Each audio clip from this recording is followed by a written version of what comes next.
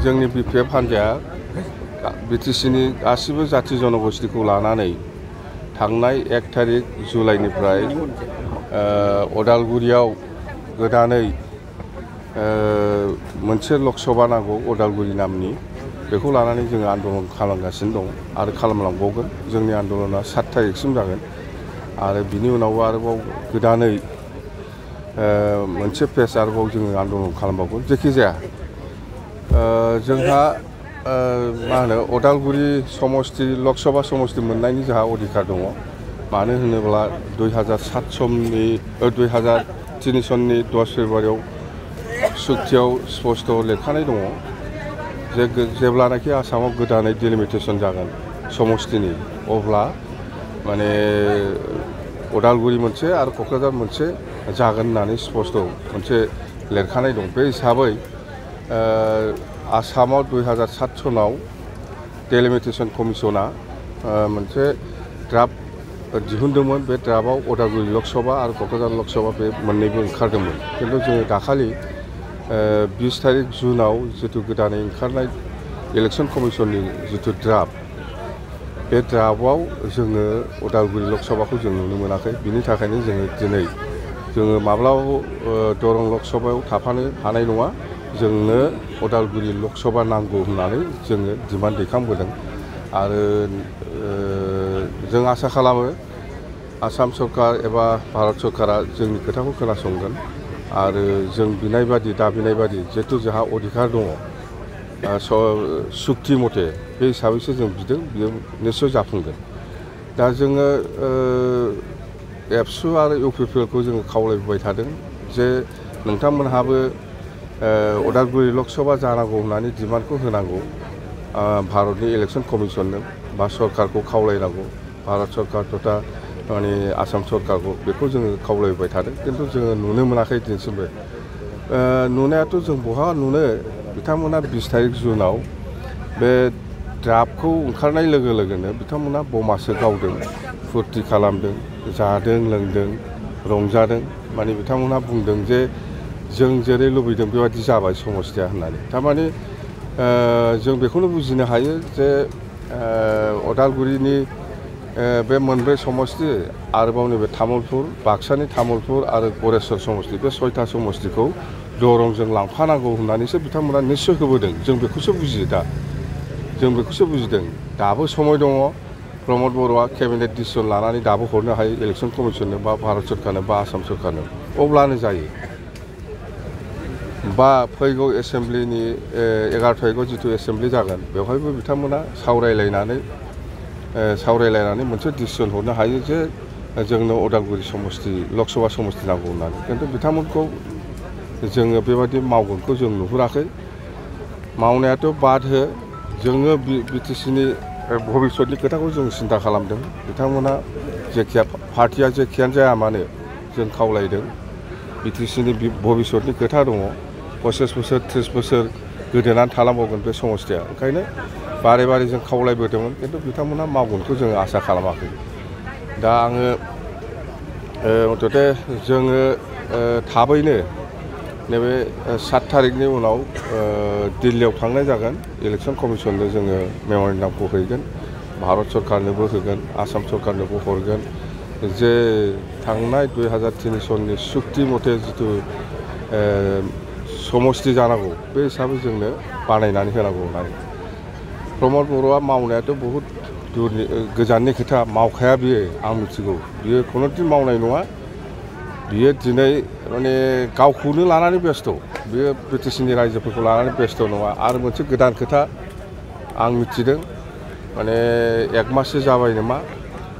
बिटिसिआव बियो गोदानै मोनसे किटचेन बानायदों गावनि अफिसजों एटाच गाव खालामग्रा अफिसजों एटाच बिटिसिआव 5 स्टार रेंकनि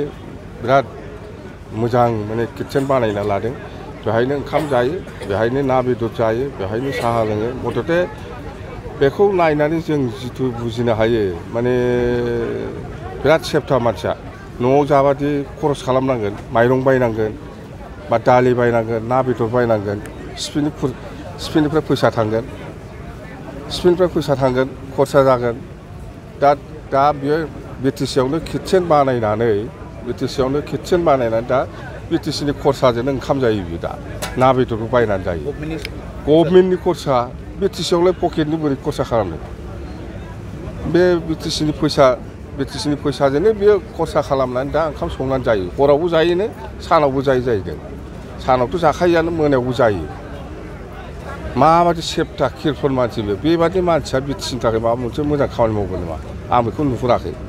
ओंखाम संग्रा बानायबावबाय बिटिसि सेक्रेटारियेटआव ओंखाम संग्रा बानायनानै ओंखाम संजायो ना बेदर जायो ना बेदरखौथ' बिराद जायो होननानै खोनादों आं नुफेराखै थिगसे जायो जाहैदों ना बेदर अयथासार जायो 1 केजियाथ' हारसिं जाखायो जाहैदों आं नुफेराखै नुनाया मानसिफ्रा बुंलाबायो खोनादों आरोखि आं अमाखौथ' आरामसे 1 केजिया जाखायो जाहैदों बेबादि मारै जानो जाखो बे मानसिया बोरै बिटिसिनि रायजोनि थाखाय खामानि मावगोन न'आवनो ओंखामखौ संजाबावला बियो न'आव संजायोबाथ' खरसनि खोथा दं नालाय दाना बेहाय बिटिसिआव ओंखाम संग्रा बानायखाबाय गावनि अफिसजों एटाच बेहाय बिराद मोजां संनानै जायो ना बेदर दिनैबो थांबा लोगो मोनगोनथ' दा मानसिया जुदि अफिसाव दङब्ला ओंखाम संजानायखौ लोगो मोनगोन थांनानै नाय सार प्रमद बर' बिथाङा मालाबा गावनि फेसआव गोरिबफोरजों थाफानानै साहा फुदुंनाय जाम्बा बे नाटक गरिबनो बेलाय गरिबजों थाफानानै सालायनाय बेलाय फट' साफायनायसो बेखौलाय आंबो लामायाव थांनानै दानो साफायनो हायो माला सोरनो गोरिबनो फैसा होफेरा बेलाय सोर फाग्लानो फैसा होफेरा बेलाय खोन्थाथों सोरबा गोरिबा न' बानायना होदों होननानै सोरबा गरिबा बिनिफ्राय 500 थाखा मोन्दों होननानै सोरबा माने आरो बेथ' बादो बेफोरखौ बादो आं बुंबायना न'आव संजायोबा खरस जायो स्पिनि फैसा खरस थांगोन ओंखायनो दानिया बियो खरसा जायो नालाय न'आवबा ओंखायनो बिटिसिआव ओंखाम संग्रा बानायनानै ना बेदर संनानै जायो सार लकसभा बियाबनिफ्राय लानानै बिधान सभा बियाबनि माखासे एरियाफोरखौ दानख'नाय आरो दाजाबनाय जादों बेयाव माबायदि बेवहाय जोङो एसेम्ब्लि हिसाबै जोङो 15था मोननो हाबाय बेखौ जोङो बिराद मोजां मोनदों बरायदों माखासे गामिफ्रा एसे हाबब्रब जादों बेखौ 11 तारिखसिम समय दङ क्लेम आरो अबजेक्सन बेखौ जों होगोन बेसेबां जायो जाया जायखिया बेखौ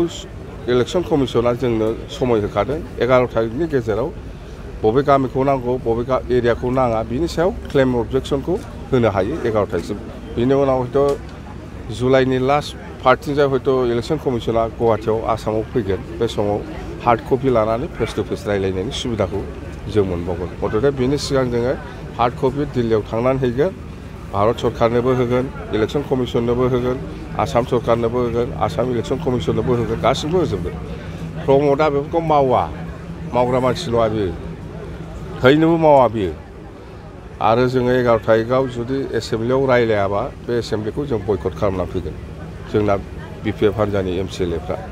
बेखौ एसेम्ब्लियाव रायलायनानै डिसिसन लानाय हरबानो उदालगुरि समस्तिखौ मोनखाथारो जय दे सार बे 31 समस्तियाव सालाकाथिखौ दानख'नाय जाबाय माबायदि गेजेराव नङा 31 माने बिसोरो क'क्राझार डिस्ट्रिक्ट दा चिरां हिसाबै एक्सट्रा जाजोब्बाय माने चिराङावबो आगोलाव माखासे ओनसोला बङाइगाव समस्तियाव भट होयोमोन बेफोर गासिबो चिराङाव फैजोब्बाय मथथे खथानि मिनास जाजोब्बाय दा लकसभायाबो बेबायदि जानांगौमोन दिनै एसेम्ब्लिया जेरै जादों एसेम्ब्लि सिटआ जेरै जादों माने लकसभा सिटआव बिदिनो जानांगौमोन खिन्थु बेखौ दिनै खालामाखै प्रमद बर'आ उल्था आसामावसो फाथायहरदों दे गाहाय गोरोन्थिया सोरनि गोरोन्थियाथ' प्रमद बर'मोननिब्रा बरायबायना बिसोरो थारमाने बिसोरनो होदों भुलाथ' प्रमद बर'मोननि एबसुनि बिसोरो बमा गावनानै पार्टि जानाय माने थारमाने बिसोरनो बानायनो होदों होननाय जाबाय नङाबा मानो बरायनानै पार्टि जाखो बिसोरलाय भुला दा उदालगुरि लकसभा मोनैनि आसल षड़यन्त्रखारि आसल भुला जाय